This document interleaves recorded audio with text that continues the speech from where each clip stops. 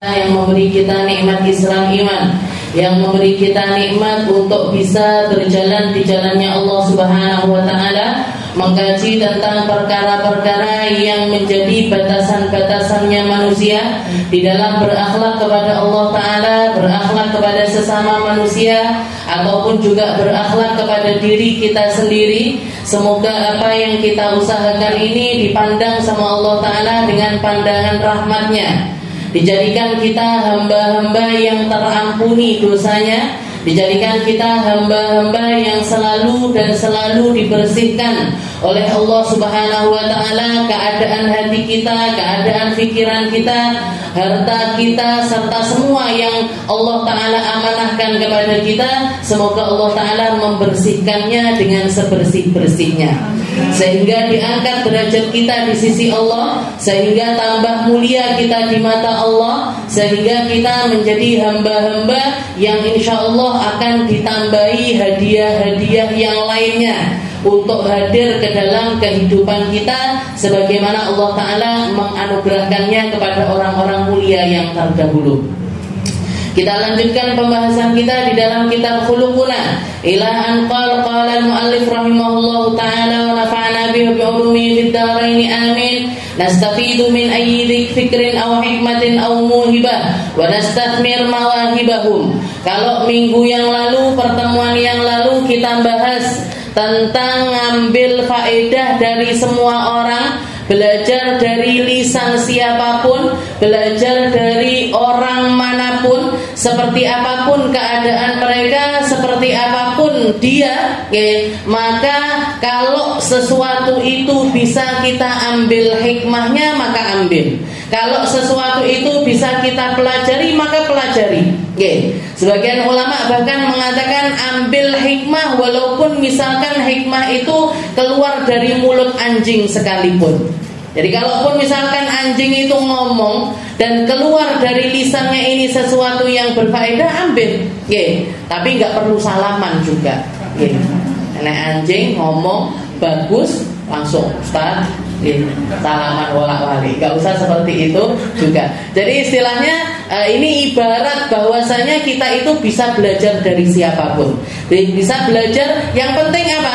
Yang penting orang yang kita ambil ilmunya itu sesuai dengan apa yang menjadi basic mereka. Jadi misalkan yang kita mau ngambil ilmu agama, ya ambil dari orang-orang yang mumpuni di dalamnya. Jangan nyari tahu dari sembarang orang, jeree Google, jeree TikTok, jeree. Kalau mau ambil masalah psikolog, cari dari para dokter-dokter yang mengetahui tentang hal tersebut. Zaman sekarang ini karena too much information, apa itu saja? Informasi itu kayak hujan yang turun. Jangan mau nyari di manapun itu ada banyak orang ngomong sak omong. Banyak orang bikin quote sak quote. Banyak orang bikin tulisan sesuai dengan kehendak mereka, padahal nggak punya keahlian di dalamnya, nggak punya basic di dalamnya, nggak ilmunya nggak bisa dipertanggungjawabkan, tapi itu bertebaran di mana-mana. Bertebaran di mana-mana. Ini diambil begini begitu, yang akhirnya bikin keresahan. Jadi pesan saya, kalau jenengan mau ngambil ilmu, mau ambil hikmah ataupun sesuatu yang sifatnya itu mau kita pakai untuk prinsip kehidupan kita, atau kita sedang melakukan pengobatan di dalam sesuatu, maka ambil dari sumber yang benar. Sakit kayak dulu corona itu, waktu corona itu kan banyak sekali disuruh minum minyak kayu putih lah, disuruh begini begitu, macam-macam. Istilahnya ilmunya nggak bisa dipertanggungjawabkan, tapi dilakoni kabeh. Aku nggak iki, mari aku nggak iki, mari ya, semuanya diambil. Akhirnya overdosis. Kabeh obat ini diminum, obat ini diminum. Jadi kalau misalkan jangan nyarinya ilmu kesehatan, ya ambil dari para dokter. Kalau misalkan mau ngambil ilmu agama, ambil dari para ulama yang mumpuni di dalam hal tersebut. Jangan nanya tentang fikih, cari ahli fikih. Nggak semua penceramah itu ahli fikih. Gak semua dai itu ahli fikih. Gak semua orang yang bicara di podium itu memiliki basic keilmuan yang mumpuni untuk kita tanyai. Oke. Jadi kalau misalkan jenengan mau nyari ilmu warisan misalkan, cari orang yang memang pernah belajar tentang ilmu warisan. Jangan punya masalah di dalam haid, saya kok keluar begini, istihadah dan lain sebagainya. Cari kepada para ulama yang pernah belajar tentang ilmu haid. Oke, jadi cari paling gampangnya nyari tahu gimana? Lihat dia itu dulunya sekolah di mana dan berapa lama. Sekolah di mana berapa lama. Dan misalkan jenengan nanya kepada saya, Ustazah riwayat sekolahnya di mana? Oh, saya dulu SD Kampung Dalem 1. Bukan di SD Islam karena zaman itu belum ada sekolah Islam. Nah, setelah lulus SD baru setelah itu mondok. Berapa lama? 6 tahun. 6 tahun saya di pesantren Darul Lughah wa Dakwah. Setelah itu lanjut ke Hadramut 2 tahun, 8 tahun. Jadi kalau orang belajar 8 tahun, oh insyaallah. 8 tahun, jenengan bayangkan 8 tahun istilahnya yang dicekokkan ke kita itu nahwu, sharaf, fikih, usul fikih dan tafsir dan lain sebagainya, ilmu-ilmu Al-Qur'an. Nah, maka saya nanya sama ustazah ini insyaallah pas. Kalau saya nanya tentang bab fikih, mau nanya tentang bab tafsir, mau nanya tentang kalau jenengan nanya tentang material rumah ke saya, salah alamat. Saya nggak pernah belajar ilmu itu. Jadi cari tahu. Nah, kalau misalkan ada penceramah enak sekali ceramahnya, saya mau nanya bab tentang ilmu ini. Dilihat, oh ini sekolahnya di mana? Oh sekolahnya dulu mondok dulu. Berapa lama? 2 bulan. Baru ngono tutup. Habis itu sekolah biasa. Jangan ditanya tentang ilmu yang seperti yang istilahnya fikih yang memang menjadi hukum, yang menjadi hukumnya Allah Subhanahu wa taala. Jadi belajar dari siapapun, tapi tetap harus orang-orang yang bisa mempertanggungjawabkan tentang keilmuannya. Kepada orang-orang yang bisa mempertanggungjawabkan tentang keilmuannya. Jadi bukan seorang yang sembarang ngomong aja. Bukan orang yang sembarang bisa berkata-kata manis. Karena orang ngomong enak itu kadang-kadang dari bakat. Kadang-kadang dari banyaknya dia membaca, kadang-kadang dari banyaknya dia mendengar. Nah, itu orang bisa berkata-kata seperti itu karena banyak hal. Bukan kadang-kadang nggak punya ilmu tapi pintar ngomong. Sekarang kita lanjutkan ke pembahasan yang selanjutnya, yaitu faedah yang ke-22 atau faedah yang terakhir dari khuluquna ma'ibadi. Akhlak kita kepada sesama. Yaitu Habib Umar bin Hafid mengatakan la tahtakir min khalqillahi ahadan wa bihasbi imri'in minasyarr ayyahkira akhahul muslim. Katanya beliau, janganlah kita itu meremehkan siapapun dari hamba Allah, wa bihasbi imri'in minasyarr ayyahkira akhahul muslim. Dan cukuplah orang manusia itu menjadi manusia yang terhina ketika dia menyepelekan orang lain.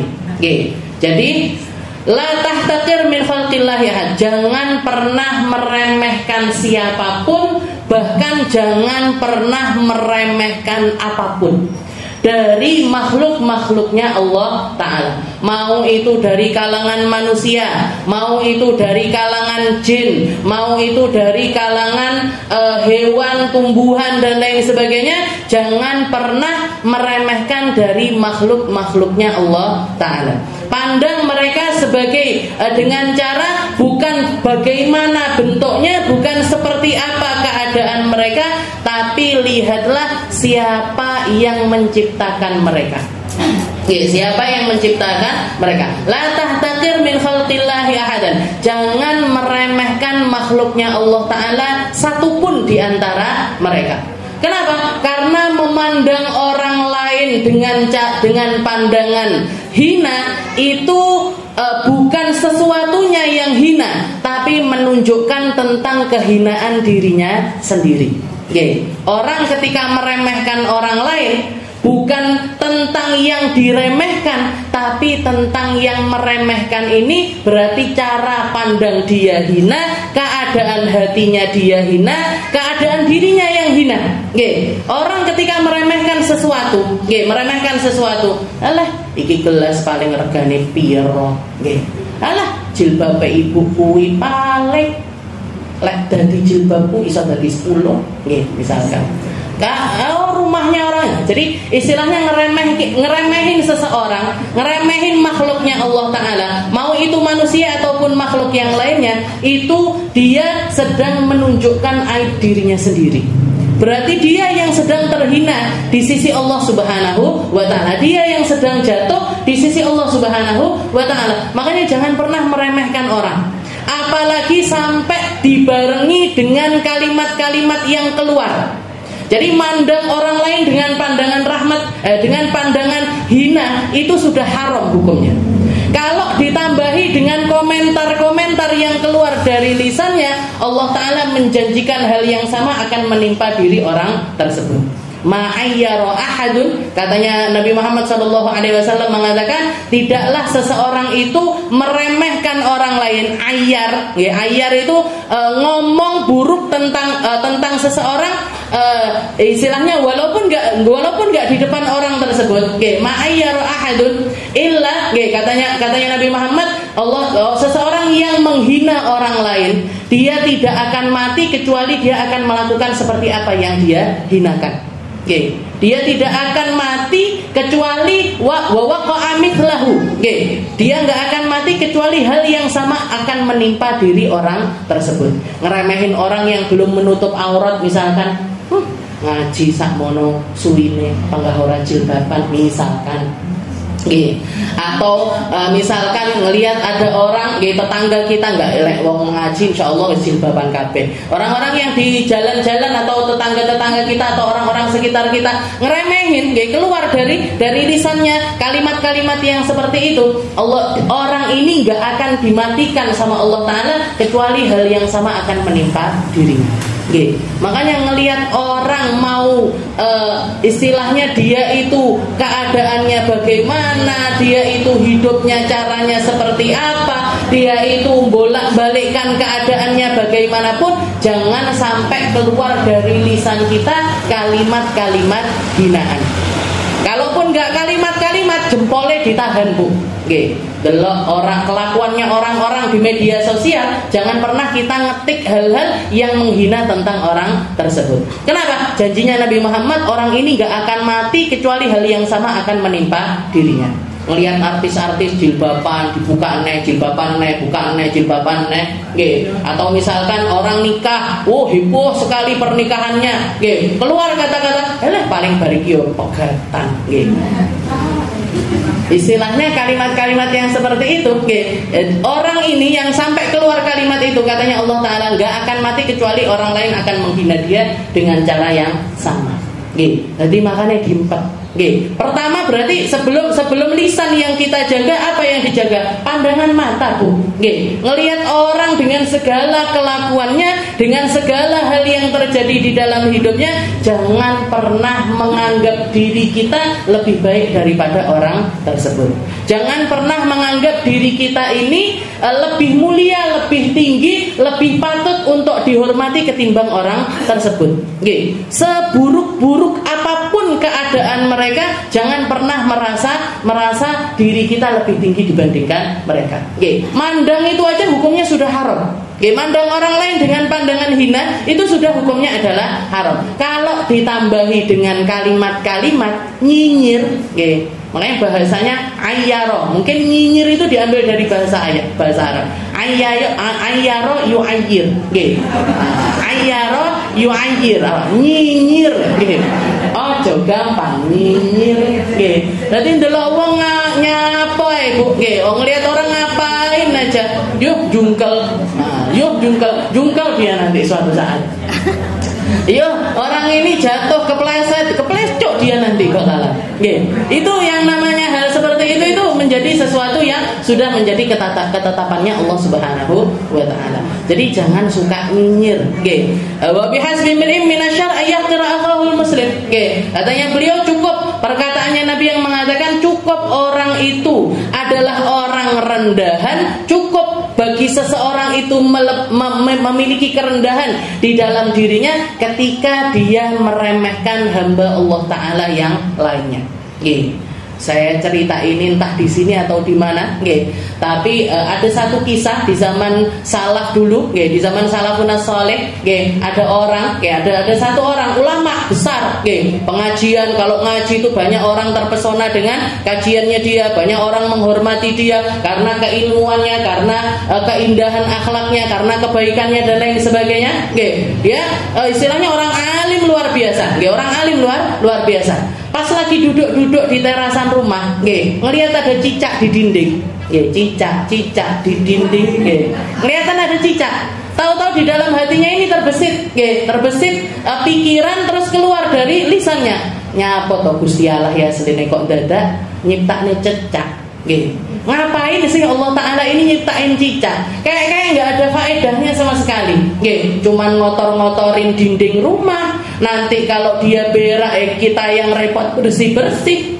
Kayak nggak ada faedahnya sama sekali. Ngapain sebenarnya Allah Ta'ala itu menciptakan seekor cicak? Habis itu lupa. Ini kan pikiran biasa kayak gitu kan. Orang mikir kelihatan ini sedene nyapo to. Wong iki nyapo to. Nggih kan? Sering kita itu berpikiran. Orang ini juga gitu, sekelebat mikir seperti itu. Habis itu dia pergi ke pengajian, jadwalnya dia ngaji, istilahnya misalkan kayak saya sekarang, buka bukunya wis dibuka, kitabnya wis dibuka, mau dibaca satu huruf pun dia nggak bisa baca. Hilang kabeh bu ilmunya. Mana yang alif, mana yang ba, mana yang tak, mana yang sekedar baca aja nggak bisa. Apalagi ngartikan, apalagi menjelaskan, apalagi mensyarahkan. Jadi baca aja hilang semuanya. A O. Jadi kayak saya ngaji wis persiapan bareng ngono enggak roh apa sing arep di wong orang saya ngebleng aja itu loh. Ngaji ngebleng itu udah susah di dalam hati. Sebenarnya pengen ngomong gini kok enggak keluar. Pengennya jelasin caranya gini, itu sudah sesek di hati, itu sudah ada rasa yang enggak enak. Ini hilang semuanya. Ngaji satu pun huruf dia enggak paham. Akhirnya enggak bisa ngelanjutin kajiannya, ditutup kitabnya, pulang. Mikir dia, nyapo aku mang kenapa kok bisa sampai ini saya nggak bisa satu huruf pun dari buku yang saya baca ini kok saya nggak bisa jelasin sama sekali. Tapi alhamdulillahnya kalau murid itu kan selalu punya guru. Ketika ada kejadian-kejadian kepepet yang dia nggak ngerti, buntu istilahnya mau ngapain, ketika orang punya guru, dia pergi ke gurunya. Kalau orang punya tempat buat nyari tahu, dia bakalan pergi ke sana. Murid kalau punya guru, jelas mau pergi ke mana? Pergi ke gurunya. Nyari ke kiainya istilahnya, kiai sepuhnya dia. Jadi diceritakan, saya tadi kenapa ya kok saya hilang semuanya ini tadi pengetahuan saya ini kajian nggak ngerti sama sekali. Kata kiainya, coba diinget-inget kamu sebelumnya ngapain? Apa nggak inget-inget perkara cecak itu, dia nggak inget sama sekali. Ya sudah, kata kiainya gini aja. Nanti kamu pulang ke rumah, ketika kamu nyampe rumah, apa yang pertama kali kamu lihat kamu makan? Apa yang pertama kali kamu lihat kamu makan? Sesuai ekspektasinya jenengan bisa. Pulang dia akhirnya, pulang ke rumah. Begitu kakinya nyampe ke teras rumahnya, pertama kali yang dilihat cicak. Sing jenenge murid murid itu kalau sama guru sendiko dawuh sam'an wa ta'atan. Kalau bahasanya para sahabatnya Nabi, sami'na wa ata'na. Kami dengar ya Rasul dan kami taat dengan apa yang engkau perintahkan. Ini yang harus dimiliki seorang murid sama gurunya, ini harusnya ini. Kalau kita ngaku jadi muridnya seseorang, kalau kita mengaku kita itu ngambil ilmu dari seseorang dan pengen dia itu jadi guru kita, sami'na wa ata'na. Kami dengar dan kami taat. Kami dengar dan kami akan melaksanakan itu dengan sebaik-baiknya.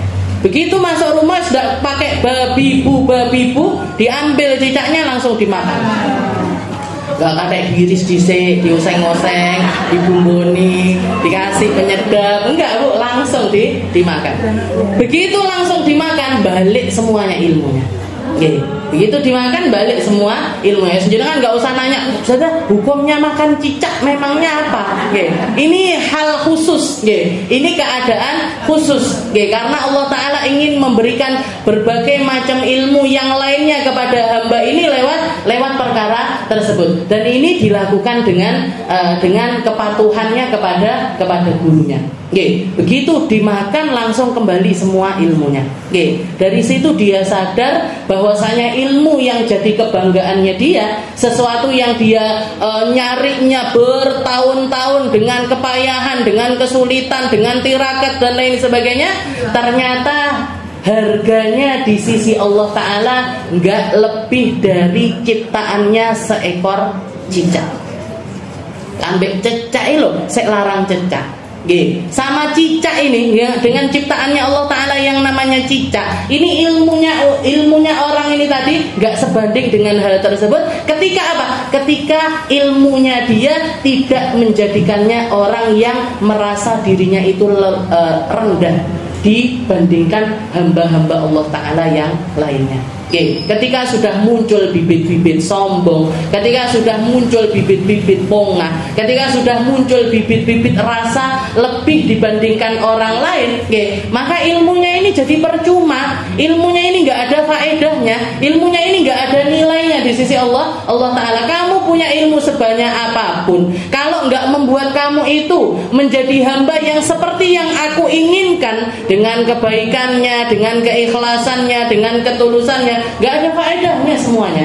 Gak ada faedahnya semuanya. Jadi la tahtakir ahadan qat, jangan meremehkan siapapun, bukan cuma siapapun, apapun jangan pernah kita remehkan. Jangan ngeremehin pembantu kita, jangan ngeremehin orang yang serumah dengan kita, jangan ngeremehin apalagi orang lain. Jadi sama orang-orang yang ada di sekitaran kita ini kita nggak boleh meremehkan mereka. Apalagi sama siapapun, istilahnya kepada siapapun, jangan pernah meremehkan siapapun dan juga apapun. Dan juga Rasulullah SAW mengatakan rubba ash'ad akbar madfuun bil abwab law aqsama 'ala Allahi la abarra.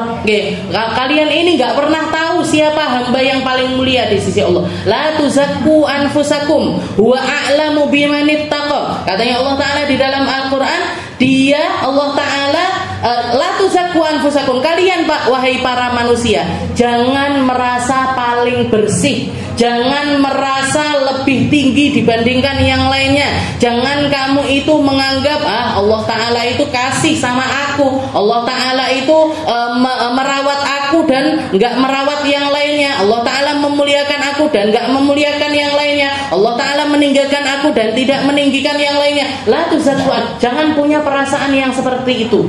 Huwa a'lamu biman ittaqa. Allah Ta'ala yang paling tahu siapa yang paling taat di antara kalian. Satu persatu dari kita, Allah Ta'ala maha tahu siapa yang lebih bertakwa dibandingkan yang lainnya. Dan patokan kemuliaan seseorang di sisi Allah Ta'ala bukan tentang hartanya, bukan tentang pakaiannya, bukan tentang pandangannya manusia tentang diri orang tersebut. Mungkin kelihatannya orang punya ilmu, mungkin kelihatannya pakaiannya rapi, mungkin kelihatannya ibadahnya rapi, mungkin kelihatannya kebaikannya itu bagus, tapi yang pasti huwa a'lamu biman ittaqa. Yang paling tahu siapa yang paling bertakwa itu cuman Allah Subhanahu wa Ta'ala. Jangan menganggap dirimu itu tinggi. Makanya guru-guru saya mengatakan, jangan menempatkan dirimu terlalu tinggi, jangan menempatkan pangkatmu itu ketinggian. Allah Ta'ala maha tahu siapa yang paling tinggi di antara kalian. Ibadahmu dan lain sebagainya, itu kalau Allah Ta'ala nggak pengen menerimanya, nggak diterima sama Allah. Sedekahmu, sholatmu, sujudmu, tahajudmu, hajimu, umrahmu, bahkan istilahnya kalau Allah Ta'ala nggak pengen menerima, dikembalikan ke muka kita, terserah Allah. Makanya huwa a'lamu biman ittaqa. Ayat sebelumnya bahkan Allah Ta'ala mengatakan huwallazi, Allah Ta'ala yang mengetahui, alladzi ansya'akum minal ard, Allah Ta'ala yang menciptakan kalian dari tanah, dan Allah Ta'ala yang tahu persis dengan keadaan kita di dalam perut-perut kita. Allah Ta'ala tahu mulai mulai dari kita sek durung dadi apa-apa, sampai jadi janin, sampai jadi bayi, sampai lahir, sampai dewasa, sampai sekarang ini menjadi manusia yang semacam ini. Allah Ta'ala tahu riwayat kita dari awal sampai akhir. Fala tuzakku anfusakum. Jangan pernah menganggap diri ini bersih. Jangan pernah menganggap diri ini nggak punya noda. Jangan pernah kamu itu menjadi seseorang yang menganggap dirimu itu bersih. Fala tuzakku anfusakum huwa a'lamu bimanittaqa. Allah Ta'ala yang paling tahu siapa yang paling bertakwa di antara manusia. Makanya sama orang yang minta-minta jangan pernah meremehkan, Bu. Kalau kita punya kita kasih. Kalau kita punya kita kasih. Kalau kita nggak punya, tolak mereka dengan cara yang baik. Jangan pakai istilahnya sudahlah nggak ngasih ngomel-ngomel bisa. Weslah nggak ngekei ngomel-ngomel, jangan. Istilahnya kalau kita punya kita kasih. Siapapun mereka, bagaimanapun keadaannya, meskipun kita tahu di belakangnya mereka itu seperti apa, tapi jangan pernah keluar dari lisan kita itu kalimat-kalimat hinaan kepada orang lain. Di dalam hadis Rasulullah, rubba asy'at akbar mafuun bil abwab law aqsama 'ala Allah la abarra. Berapa banyak orang itu ternyata lebih dimuliakan sama Allah Ta'ala, padahal tampilannya kusut, padahal tampilannya itu kumuh. Kalau misalkan dia itu ndodoki rumahnya orang, seringkali ditolak.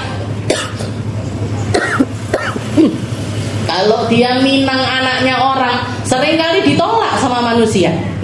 Istilahnya rubba asy'at akbar madfuun bil abwab law aqsama 'ala Allahi la abarra. Kalau dia ngangkat tangan minta sama Allah Ta'ala, langsung dikabul sama Allah Ta'ala. Berapa banyak orang yang disembunyikan dengan cara semacam ini sama Allah. Berapa banyak orang yang ditaruh di antara fi ghubara'in nas, di antara manusia itu enggak ada nilainya sama sekali, ternyata di sisi Allah Ta'ala dia adalah orang yang sangat-sangat mulia. Ketika Rasulullah mengatakan yang semacam ini, para sahabat nanya, man minhum ya Rasul, kasih kami contoh salah satu di antara mereka ya Rasul. Orang yang semacam itu kasih kami contoh yang semacam itu ya Rasul. Katanya Rasul, Uwaisan wa ma adraka ma Uwaisan. Di sana, di tempat yang jauh sana ada seorang laki-laki namanya Uwais. Tahu nggak kalian siapa itu Uwais? Siapa Uwais ya Rasul? Rajulun barran biwalidati. Seorang laki-laki yang sangat-sangat berbakti kepada ibunya. Jadi kunci kemuliaannya dia karena baktinya kepada ibunya. Kunci suksesnya dia di akhirat, dipandang manusia di dunia kayak orang nggak punya nilai, kayak seseorang yang pasti diremehkan sama orang lain. Tapi ternyata dia ini sangat mulia di sisi Allah Ta'ala. Rajulun ma'rufun fis sama majhulun fil ard. Katanya Nabi, seseorang yang terkenal di atas langit tapi enggak dikenal di antara manusia. Uwais Al-Qarni. Namanya Uwais Al-Qarni. Seseorang yang memiliki peribadatan yang unik sama Allah Ta'ala. Kalau ibadah sama Allah Ta'ala itu caranya selalu unik Uwais ini. Ketika ibunya ngomong sama Uwais, wahai Uwais, ibu ini sudah setua ini, ibu ini nggak bisa jalan, ibu ini kakinya istilahnya sulit untuk dipakai jalan, tapi Umi ini pengen banget haji Uwais. Pengen banget berangkat haji. Katanya Uwais, Umi mau haji, tenang. Langsung dia pergi ke pasar, beli kambing. Jadi ibunya minta haji, dia langsung pergi ke pasar beli kambing. Setelah itu kambing ini dibawa pulang, bukan disurung dan bukan istilahnya ditarik pakai tali gitu, enggak, digendong sampai Uwais.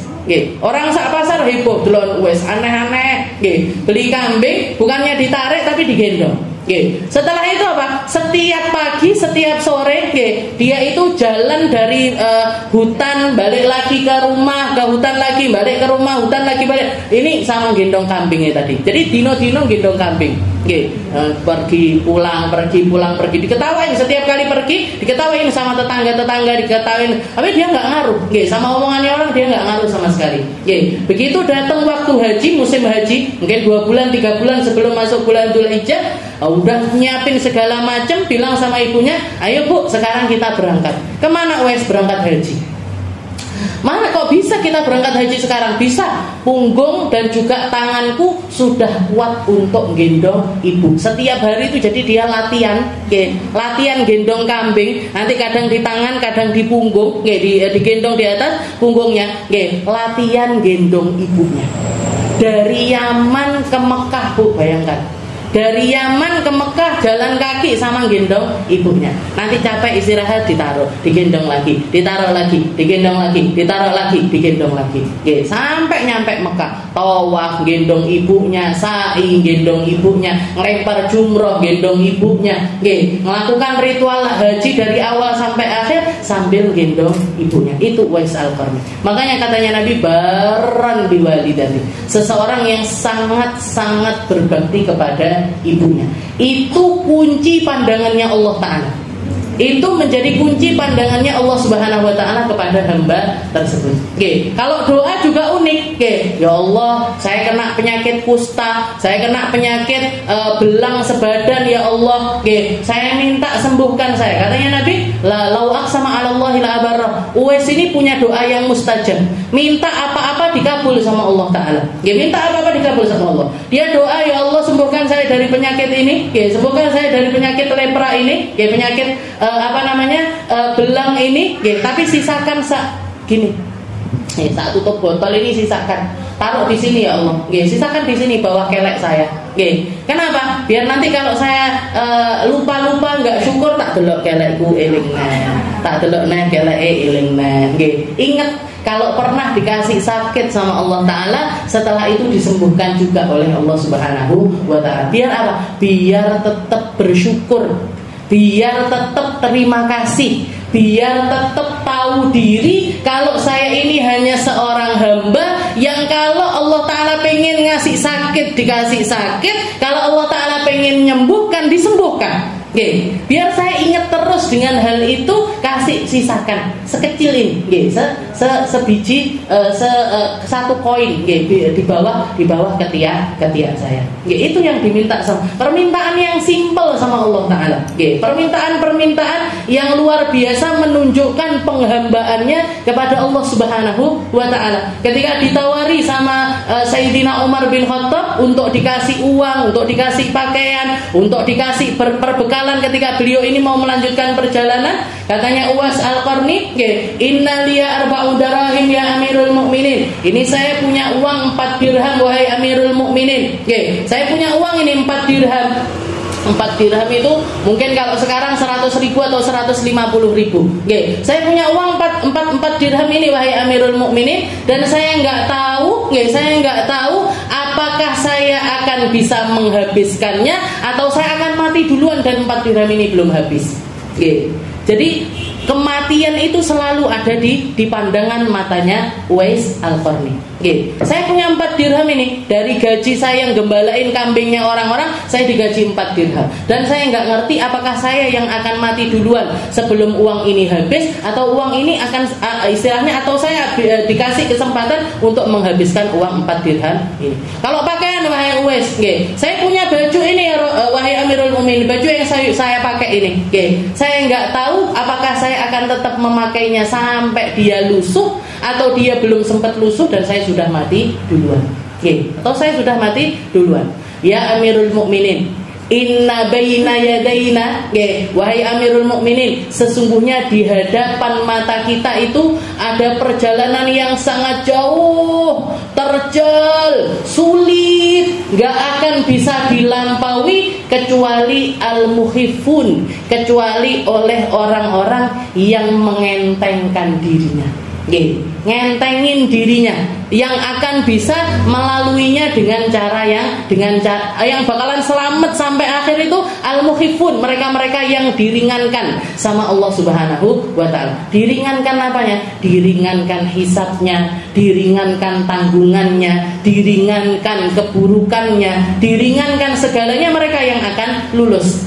Sing abot-abot ning jero ati, gak bisa ngelepasin cintanya kepada dunia, gak bisa melepaskan pandangannya manusia tentang dirinya, gak bisa melepaskan hal-hal yang buruk di dalam dirinya, gak bakalan bisa selamat. katanya Uwais Al-Qarni. Nggih. Makanya dikatakan pernah Uwais Al-Qarni ada satu kota, ada satu negeri, nggih. Lagi paceklik panjang sekali. Nggih, paceklik panjang sekali, enggak turun-turun hujan. Sak kampung sampai pemimpinnya itu nyuruh untuk melakukan salat istisqa. Nggih, keluar semua warga ini semuanya keluar di tengah lapangan gitu nggih, minta doa salat istisqa, minta turun hujan. Tahu-tahu dari dalam hutan itu keluar satu orang, pakaiannya jelek, pakaiannya lusuh, pergi ke situ nggak ikut sholat, dia cuma ngangkat tangannya, ya Allah minta hujan, minta hujan. Begitu dia ngangkat tangan minta hujan, itu awan dari semua penjuru datang semuanya, ngumpul, tambah gelap, tambah gelap, tambah gelap, turun hujan. Begitu hujan deras, ini orang yang doain tadi langsung, jadi nggak ikut sholat, nggak ikut doa, nggak ikut puasa dulu sebelumnya, nggak ikut khutbahnya istisqa, cuma ngangkat tangan minta sama Allah Taala. Begitu dia begitu turun hujan, pergi dia. Ada satu orang nanya, man anta, kamu ini siapa? Katanya dia Uwais Al-Qarni, saya adalah Uwais Al-Qarni. Masuk lagi ke dalam hutan. Itu perangainya Uwais Al-Qarni. Jadi jangan pernah remehkan siapapun. Bentuknya koyo opo, modelnya koyo opo, yang kadang-kadang mulut kita ini nggak bisa kebelet arepe nyalatu, dikunci Bu. Pas kebelet ini, nah ini kalau mulut ini kan kebelet, yang keluar paling cuma suara aja. Kalau yang bawah kebelet kan nggak bisa ditahan. Kalau yang atas ini kan bisa ditahan, jangan kunci. Pengen maitu wong, pengen nyela orang, kok nggak sesuai sama anu saya, nggak sesuai dengan standar saya dan lain sebagainya. Jangan pernah keluar kata-kata yang menghinakan orang lain. Huwa a'lamu biman ittaqa. Allah Taala yang paling tahu siapa orang yang paling bertakwa di antara hamba-Nya. Makanya pendidikannya Nabi Muhammad itu seperti itu, Bu. Meskipun orang ahli maksiat sekalipun, meskipun orang yang melakukan dosa besar sekalipun, para sahabat itu dididik untuk tidak menghina mereka, untuk tidak meremehkan mereka, apalagi menganggap mereka ini istilahnya seseorang yang nggak patut untuk dihormati. Rasulullah punya seorang sahabat, namanya Nuaiman. Nuaiman ini terkenal dengan kejahilannya, terkenal dengan kalau Rasulullah ngelihat Nuaiman, masih kelihatan baru jalan aja Rasulullah sudah ketawa. Jadi orangnya orang yang suka guyon, suka kelakar seperti itu, dan sukanya mabuk.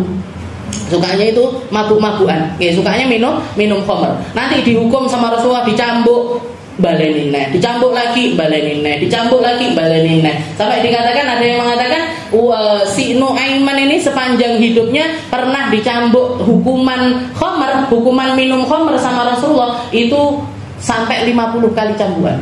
Bukan 50 kali cambukan enggak, tapi 50 kali dicambuk sama Rasul. Berarti apa? Mabuk balenin neh, mabuk neh, balenin neh, mabuk neh, sudah dihukum, mabuk lagi, sudah dihukum, mabuk lagi. Dan hukuman orang yang minum khamr itu kan dicambuk, dicambuk. Tapi nggak boleh sampai cambukannya orang yang zina. Kalau hukuman zina itu kan mi'atu dorbah, 100 kali cambukan. Minum khamr itu harus di bawahnya.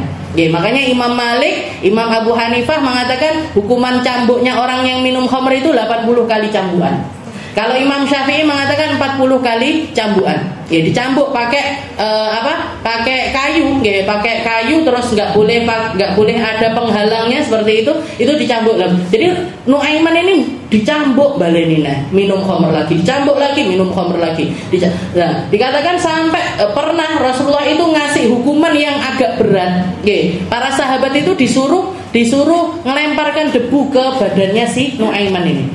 Melemparkan debu. Jadi istilahnya sebenarnya kapok, istilahnya biar dia itu lepas dari kebiasaannya yang semacam itu.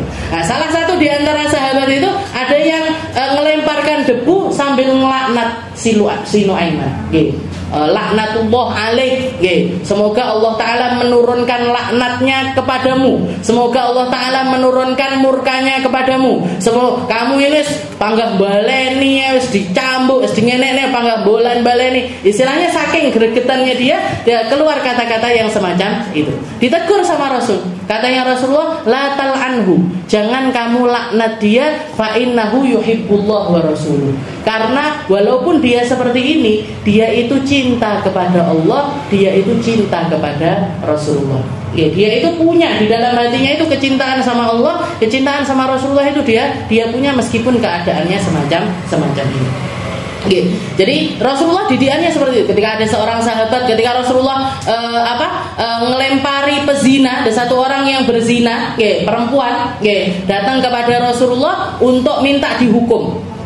Ketika Rasulullah pertama bilang, mungkin kamu cuman duduk berdua, mungkin kamu cuman bercumbu aja, mungkin kamu cuman begini, nggak sampai berzina. Katanya perempuan tersebut, ya Rasul, inni zanaitu wa inni hubla minaz zina. Ya Rasul, saya telah berzina, bahkan saya hamil karena perzinahan itu. Saya berzina dan saya hamil karena perzinahan tersebut. Katanya Rasulullah, ya sudah kalau gitu tunggu sampai kamu itu melahirkan. Jawabannya Rasul, keinginannya Rasul, kamu lahirano baru ndak usah balik neh.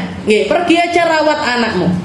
Tapi ternyata dia perempuan ini tadi, Al-Ghamidiyah ini dikatakan dia itu begitu melahirkan langsung balik lagi ke Rasul sambil membawa anaknya. Ya Rasul, saya sudah melahirkan anak. Anak saya ini sudah saya lahirkan. Katanya Rasulullah, pergi kamu susui anakmu sampai dia bisa makan. Sampai dia bisa makan. Pergi lagi, disusuin sampai 2 tahun. Datang lagi kepada Rasulullah, anaknya sudah megang biskuit. Sudah megang roti. Maksudnya apa? Maksudnya ini loh ya Rasul, saya sudah menyelesaikan perintahmu, sudah tak susuin anakku dan dia sudah bisa makan sendiri. Begitu sudah bisa makan sendiri, Rasulullah nggak bisa nolak. Katanya Rasulullah, nanya kepada para sahabat, siapa di antara kalian yang mau merawat anak ini? Ada salah satu di antara saya, ya Rasul, tak rawatin bocah iki.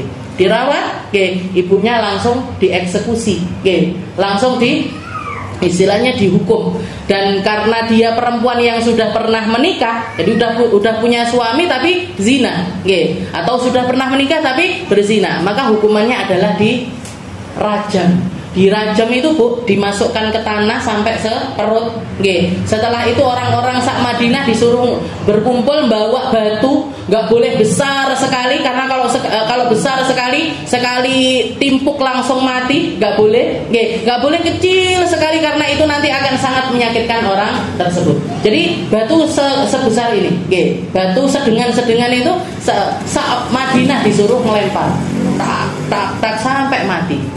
Ada salah satu sahabat ketika dia ngelempar kena ke kepalanya langsung muncrat darahnya, kena ke bajunya laki-laki tersebut dan dia mengatakan, dan zina. Ini darahnya seorang pezina. Ini baju saya kena darahnya pezina. Katanya Rasulullah, la taqul mithla dzalik, jangan kamu ngomong seperti itu. Fa innaha qad tabat taubatan, karena perempuan ini sudah bertaubat. Kalau misalkan taubatnya itu dibagikan kepada seluruh penduduk Madinah, semuanya diampuni sama Allah Ta'ala. Dia ini orang yang taubat dan pertaubatannya diterima sama Allah Ta'ala. Dan bahkan saking besarnya taubatnya dia, kalau dibagikan sama penduduk Madinah, semuanya bakalan diterima, bakalan diampuni semuanya oleh Allah Subhanahu wa Ta'ala. Jadi meskipun kepada pezina, meskipun sama orang yang melakukan dosa besar sekalipun, Rasulullah sangat-sangat mendidik sahabat untuk jangan pernah meremehkan orang yang semacam itu. Karena orang yang taubat dari dosa mulia di sisi Allah Ta'ala. Orang yang kembali kepada Allah Ta'ala mulia. Kita nggak ngerti seperti apa akhir kita, dan kita nggak ngerti seperti apa akhir mereka. Kita nggak ngerti keadaan masing-masing dari kita ini nanti diperlakukan seperti apa sama Allah Ta'ala. Kita nggak ngerti. Fala tuzakku anfusakum, jangan pernah meremehkan orang lain, dan jangan mendidik anak-anak kita untuk patut meremehkan orang lain. Wala tusahhir khaddaka linnas. Kalau Luqman Al-Hakim di dalam pendidikannya kepada anaknya, salah satu yang diwasiatkan, jangan kamu memandang rendah kepada orang. Jangan palingkan wajahmu dari orang lain.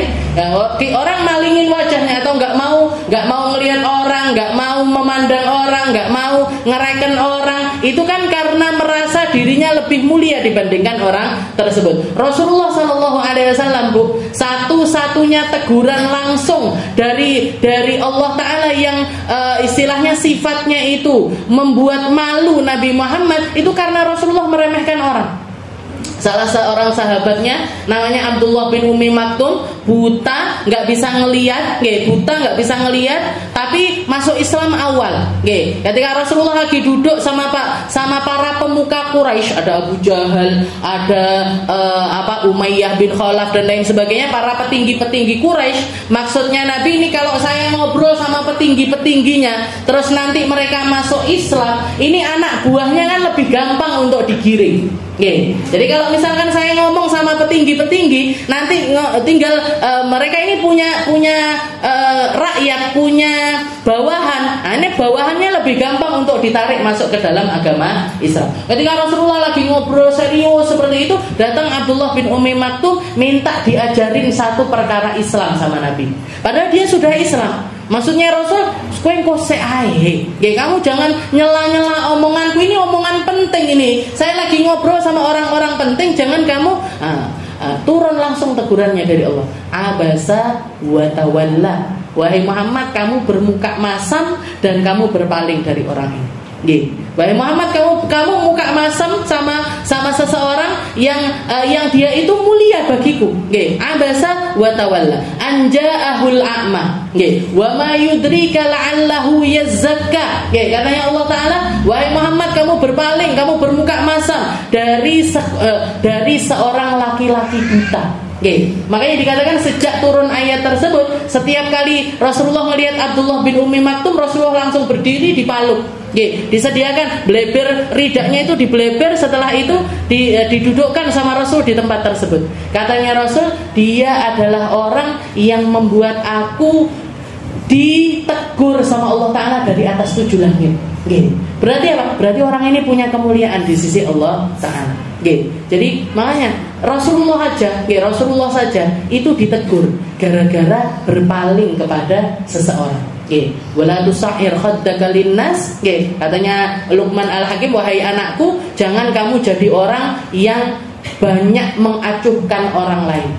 Nganggep yang enggak selevel sama dia enggak patut ditemani, nganggep yang enggak berpakaian seperti dia enggak patut ditemenin, yang nganggep yang enggak pinter dia nggak patut untuk ditemenin.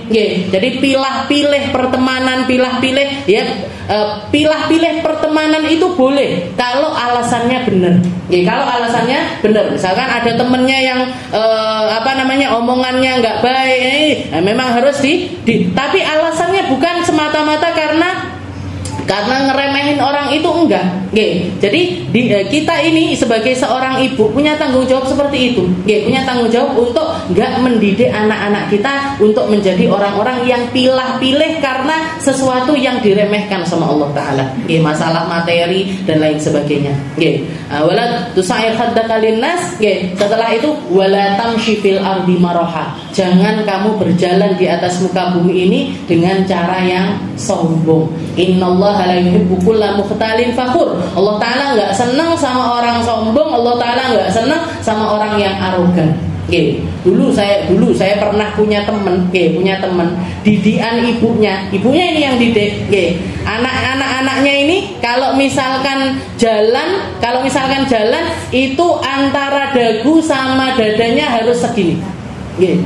Jadi diukur karo ibuke. Pakai jarinya dia sendiri, karena kalau masih kecil kan gininya juga pendek. Jadi kalau jalan dari kecil itu dididik sama ibunya, pokoknya harus gini. Jadi dia gini. Nggak boleh ngerunduk, nggak boleh ngepel di bawah, nggak boleh ngambil sampah, nggak boleh ngambil makanan yang sudah jatuh, nggak boleh. Jadi bu, istilahnya dididik seperti itu sama orang tuanya, sampai tua jadi orang yang seperti itu dia. Nah, makanya istilahnya orang didikan orang tua kepada anak, yaitu didik kudu sing bener. Kena istilahnya apa alasannya? Karena memang dia orang kaya, terus cantik dan jawane ibu ben jalannya tegap. Jadi dihitung dari mulai kecil itu diginikan. Ayo segini. Nah, dari dagu sampai ke sini itu harus segini. Kayaknya foto. Jadi sampai kita ngelihatnya itu dia jalan tuh gini, ya. Nggak bisa ngunduh itu nggak bisa, ya ngunduh itu nggak bisa, ya karena dididik sama orang tuanya. Sujudno ayu, ya sujudno ayu, tinggi, dedet, nonton. Jadi dia kayak gini itu kesannya kayak ya pantas-pantas aja, tapi walaupun istilahnya efeknya nggak baik, akhirnya dia nggak terlalu bisa berbaur sama teman, nggak terlalu punya teman, nggak bisa, dan orang melihatnya sekilas sudah tahu, oh ini orang sombong, wa innallaha la yuhibbu kulla mukhtalin fakhur. Dan Allah Ta'ala bahkan dikatakan nggak akan masuk surga orang yang di dalam hatinya itu ada sebiji sawi dari kesombongan. Jadi kalaupun misalkan kita didik mereka mau membatasi pertemanannya, mau membatasi circle-nya, alasannya ini yang masuk akal. Alasannya ini seperti yang diajarkan sama Rasulullah Sallallahu Alaihi Wasallam. Jangan cuma ngelihat orang jogo-jogan karo kui. Kenapa mah? Rumahnya elek misalkan. Jangan, rumahmu kan bagus, rumahnya dia nggak bagus, jangan. Nah, jadi istilahnya hal-hal seperti itu harus sangat-sangat kita hindarkan. La wala tahtakir min khalqillahi ahad wa bihasbi mir'in minasyarr ay yahqira akhahul muslim. Dan cukup bagi seseorang itu dianggap buruk di dalam dirinya, buruk di dalam dirinya ketika dia meremehkan hamba Allah Ta'ala yang lainnya. Wallahu a'lam bishawab. Insyaallah kita lanjutkan di pertemuan selanjutnya tentang khuluquna ma'a anfusina, akhlak kita kepada diri kita